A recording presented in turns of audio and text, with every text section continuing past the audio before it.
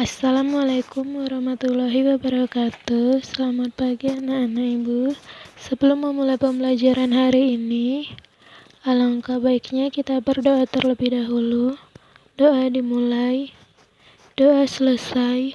Pada pembelajaran hari ini, kita akan membahas mengenai membedakan kalimat fakta dan opini.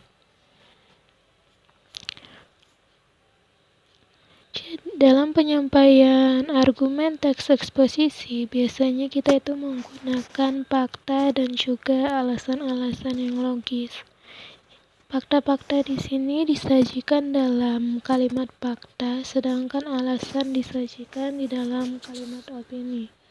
Pertama, kita akan bahas dulu mengenai fakta. Fakta itu adalah sesuatu hal yang telah terbukti kebenarannya. Fakta berisi sesuatu yang benar-benar ada, dan pernyataan dari sebuah fakta biasanya sulit untuk disanggah oleh siapapun. Dalam sebuah fakta, pendapat satu dengan orang lain umumnya sama karena kejadiannya jelas, tidak dapat terbantahkan, serta dapat dicek atau dilakukan verifikasi oleh siapapun. Dengan kata lain, hal ataupun peristiwa yang terjadi di dalam kalimat fakta ini, kejadiannya itu benar-benar ada. Contohnya, telah terjadi banjir di Jakarta Utara yang menyebabkan korban tewas sebanyak 14 orang. Kemudian contoh kedua, tadi malam Liverpool berhasil menang 2-0 atas Chelsea lewat gol yang dicetak oleh Steven Gerrard dan Luis Suarez. Jadi ini adalah data yang dapat diverifikasi dari kalimat pertama itu, contohnya datanya itu adalah korban tewas sebanyak 14 orang. Data ini dapat diverifikasi ataupun dicek oleh semua orang, sehingga kebenarannya itu tidak akan bisa terbantahkan. Kemudian, sumber kalimat fakta terdiri dari 3 jenis.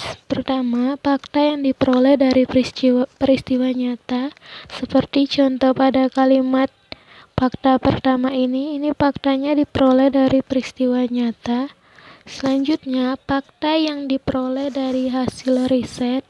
Biasanya faktanya kita temukan melalui penelitian dengan membaca buku.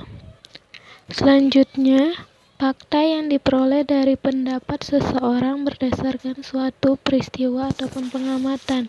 Jadi untuk memperoleh fakta ini, kita melakukan wawancara kepada pihak-pihak yang bersangkutan ataupun yang sedang mengalami peristiwa. Misalnya korban-korban kecelakaan, kita bisa langsung mencari fakta dari mereka. Kemudian ciri-ciri kalimat fakta. Pertama, kebenarannya itu dapat dibuktikan dan diverifikasi oleh siapapun. Yang kedua, data yang disajikan itu akurat dan tepat. Ketiga, bersifat objektif atau tidak memihak siapapun. Keempat, secara umum dapat menjawab pertanyaan 5W+1H. Apa, di mana, kapan, siapa, mengapa, dan bagaimana. Kelima, informasi yang diperoleh itu dari kejadian yang nyata. Keenam, dapat berupa pernyataan ataupun angka-angka. Selanjutnya kita akan bahas mengenai kalimat opini. Opini itu adalah suatu pernyataan yang belum tentu kebenarannya. Opini umumnya itu didasarkan pada pendapat atau gagasan seseorang dalam merespon suatu kejadian atau masalah. Kebenaran dalam kalimat opini itu bersifat pribadi. Jadi dalam beropini ataupun berpendapat antara satu dengan orang yang lainnya itu mungkin berbeda, entah itu dari sudut pandang yang dipakai ataupun yang lainnya. Dikarenakan opini itu adalah hasil pemikiran, anggapan, perkiraan baik dari seseorang maupun kelompok. Jadi dalam opini ini akan ada unsur pribadi, sehingga bersifat subjektif. Maka suatu opini yang dinilai benar bagi seseorang itu belum tentu dinilai benar bagi orang lain. Contohnya, ketoprak adalah makanan paling enak di Indonesia. Yang kedua, permainan Paulo Sitanggang malam ini sangat bagus. Seperti kata yang dikatakan di sini, ketoprak adalah makanan yang paling enak di Indonesia. Ini kan hanya anggapan satu orang. Belum tentu semua orang Indonesia mengatakan bahwasanya ketoprak itu enak. Jadi ciri-ciri kalimat opini. Pertama, kebenarannya itu belum dapat dibuktikan karena dia hanya pemikiran satu orang. Kedua, bersifat subjektif atau ditandai dengan penggunaan kata ingin, mau, mampu, ataupun terasa. Yang ketiga, berupa pernyataan opini itu berupa saran, gagasan, nasihat, pendapat, ataupun argumen pribadi. Yang keempat, bersifat spekulatif atau mengira-ngira. Kelima, datanya kurang akurat. Keenam, mengandai-andai dan biasanya menggunakan kata ataupun perasa seperti mungkin, saya kira, jika, ataupun kalau. Berikut ini ada contoh kalimat fakta dan kalimat opini, nanti bisa kamu baca. Selanjutnya kita akan bahas mengenai mengembangkan isi teks eksposisi. Pertama, melengkapi tesis dengan argumen yang mendukung. Eksposisi dikembangkan berdasarkan gagasan pokok yang dinyatakan dalam tesis ataupun pernyataan pendapat. Untuk menguat pendapat tersebut digunakan argumen-argumen yang merupakan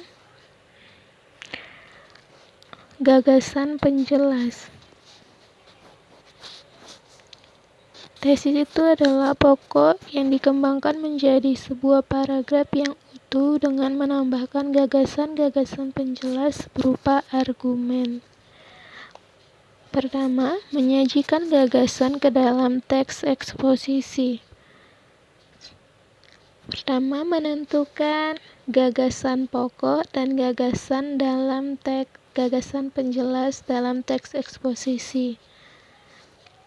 Kita akan bahas dulu mengenai gagasan pokok. Apa yang dimaksud dengan gagasan pokok? Gagasan pokok itu adalah ide utama yang dibahas dalam suatu bacaan, dapat berupa kalimat inti atau pokok paragraf. Gagasan pokok dapat dilihat pada kalimat utama yang biasanya terletak pada bagian awal atau bagian akhir. Kalimat utama yang terletak pada bagian akhir paragraf biasanya diikuti dengan kata-kata seperti oleh karena itu, oleh sebab itu, jadi, dan dengan demikian. Ciri-ciri kalimat utama. Pertama, bersifat lebih umum dari kalimat lainnya. Kedua, biasanya itu terletak di awal atau di akhir paragraf. Ketiga, dapat berdiri sendiri jika kalimat lain dihilangkan. Selanjutnya kita bahas mengenai gagasan pendukung. Gagasan pendukung disebut juga gagasan penjelas yang fungsinya menjelaskan gagasan pokok. Pada umumnya dinyatakan oleh lebih dari satu kalimat. Ciri-ciri kalimat penjelas. Pertama, bersifat lebih khusus dari kalimat lainnya. Kedua, biasanya berupa contoh, data, maupun pernyataan-pernyataan. Ketiga, satu paragraf terdiri atas beberapa kalimat. Keempat, tidak dapat berdiri sendiri. Jadi, untuk menemukan gagasan pokok dan gagasan pendukung dalam teks eksposisi, cara yang perlu kamu lakukan pertama adalah membaca paragraf dengan cermat. Setelah kamu membacanya, kamu akan bisa menemukan kalimat utamanya, Kemudian kamu akan menemukan kalimat penjelas dan setelah itu ubahlah kalimat utama dan kalimat penjelas ke dalam kalimat yang lebih inti. Berikut ini ada contoh gagasan pokok dan gagasan penjelas. Ini nanti bisa kamu baca. Selanjutnya, menyampaikan kembali gagasan dalam teks eksposisi dengan bahasa yang berbeda. Teks eksposisi mengandung beberapa gagasan pokok dan gagasan penjelas. Gagasan penjelas itu dapat berupa pendapat yang disampaikan oleh penulis. Jadi, berikut ini beberapa hal yang perlu diperhatikan kembali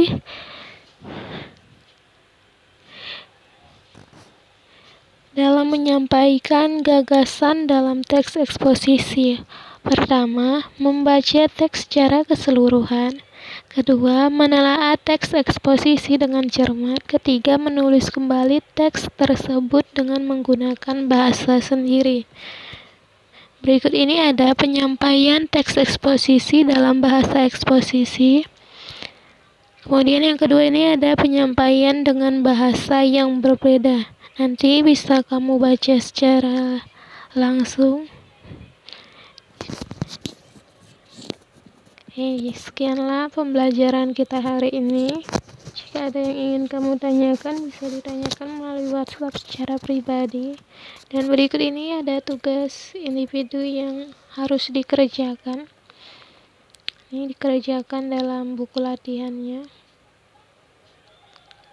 Ibu akhiri, wabillahi taufiq wal hidayah. Wassalamualaikum warahmatullahi wabarakatuh. Selamat mengerjakan tugasnya.